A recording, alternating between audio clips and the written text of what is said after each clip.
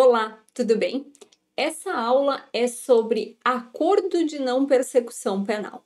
E nós vamos ver esse Instituto de Justiça Penal Negocial que surgiu com um pacote anticrime. Então, surgiu oficialmente dentro da legislação processual penal brasileira em dezembro de 2019. E por que eu falo em surgiu oficialmente? Porque antes dessa data nós já tínhamos esse instituto na normatização administrativa do Ministério Público. Ou seja, nós tínhamos uma resolução do Conselho Nacional do Ministério Público que previa essa possibilidade de acordos para que não fosse feita a ação penal pública. Hoje nós temos no artigo 28A do Código de Processo Penal uma normatização extensa sobre o ANPP, é um artigo só, mas ele tem uma série de divisões, e aí nós temos então, primeiro, os requisitos do acordo de não persecução. O primeiro deles é não ser o caso de arquivamento. Então, se for um caso de arquivamento, porque nós temos aí uma excludente de ilicitude, como é a legítima defesa, não deveria ser proposto o acordo de não persecução penal.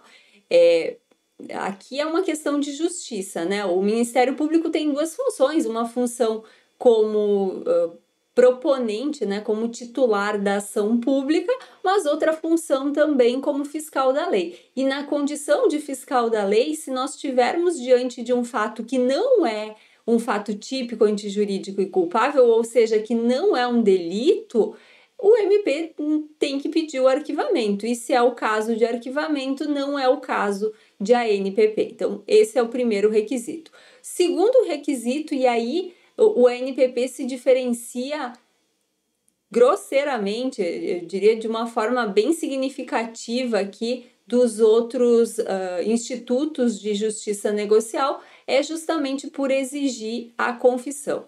Logo que surgiu o Instituto, se discutiu muito se isso era constitucional ou não, e hoje prevalece o entendimento de que sim, que é constitucional, afinal de contas a pessoa usa esse benefício se tiver interesse, se quiser. Então, a exigência aqui é que haja uma confissão formal e circunstanciada, ou seja, eu tenho que detalhar minimamente o que eu fiz naquela situação. Além disso, a gente precisa de crime sem violência ou grave ameaça à pessoa. E em relação à pena, nós vamos olhar para a pena mínima. Isso é bem importante porque se nós olharmos para outros institutos de justiça penal negocial, como é a transação penal lá prevista na Lei 9.099, a gente olha para a pena máxima. E aqui não, é a pena mínima, e a pena mínima tem que ser abaixo de 4 anos. Não é até, é abaixo. Então, se nós tivermos cravados 4 anos, não vai caber o ANPP. Mas eu coloquei uma observação aqui, que nesse cálculo de pena mínima, a gente vai fazer incidir as majorantes e as minorantes.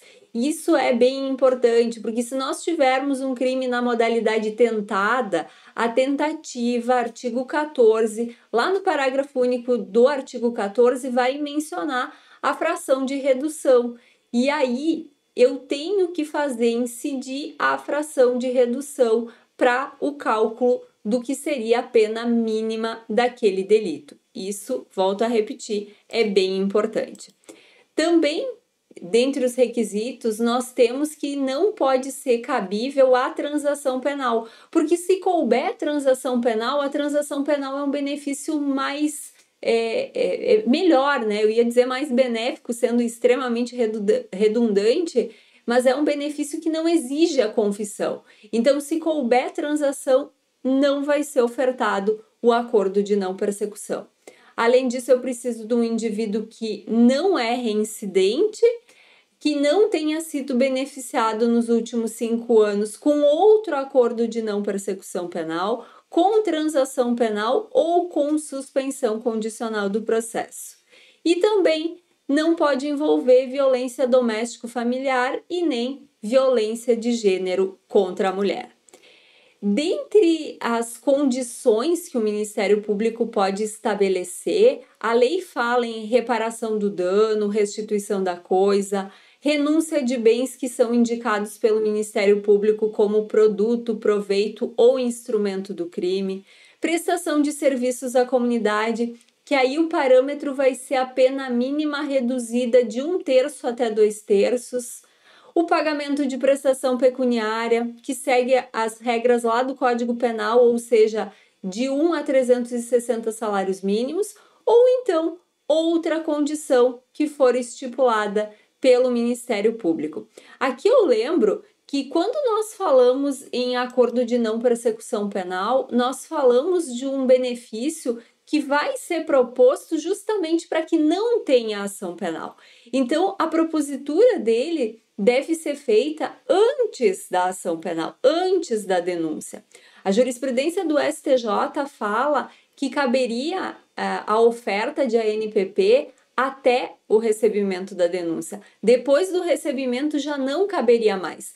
Mas se o MP se passou, não ofertou e não justificou, ou justificou de uma forma não coerente com a lei, né, o porquê dessa não oferta, na primeira manifestação da defesa, que normalmente é na resposta à acusação, eu vou alegar que não foi proposta essa benesse, né? Não foi proposto o ANPP.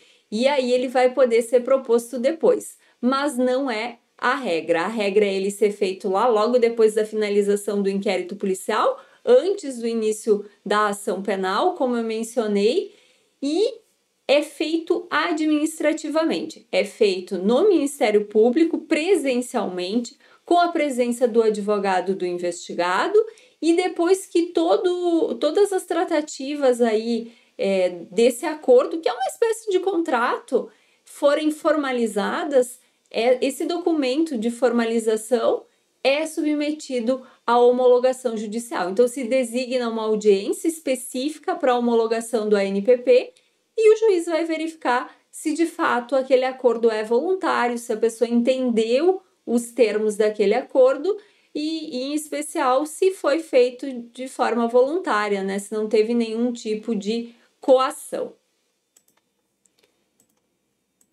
Com isso, nós encerramos essa aula sobre a ANPP. Eu espero que você tenha aproveitado e até mais. Tchau!